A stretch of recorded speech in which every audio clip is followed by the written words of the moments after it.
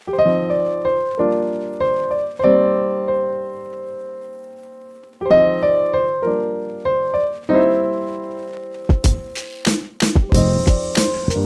grupa otvara jedno polje i, ukoliko može, pokušava samo jednom po potezu pogoditi nadređeni pojam. Je?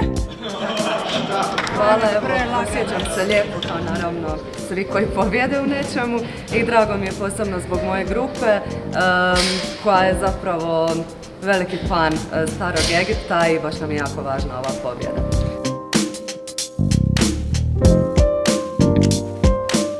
Autori ovog kviza su nastojali zapravo prilagoditi samu tematiku i sama pitanja i studentima preddiplomske razine kao i onima koji se ne bave Egiptom, nego onako čitaju slobodno vrijeme ili znaju neke činjenice putem medija i sličnih izvora informacija.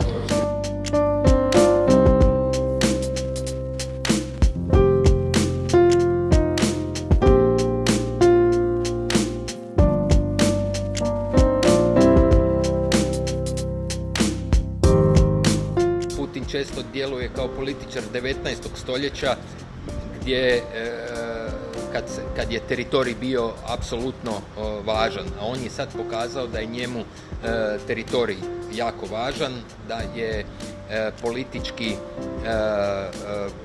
zapravo to ono najbitnije. Pazite, nije ono sigurno da će Rusija biti poražena, ali postoji mogućnost možda nanošenja jednog, dva veća poraza u manjim operacijama, koji bi, ako se ovako nastavi, čak neke prognoze kažu mogli izazvati kolaps ruskih postrojbi u Ukrajini i doslovno nakon toga ovo što će biti prisiljeni da se povuku.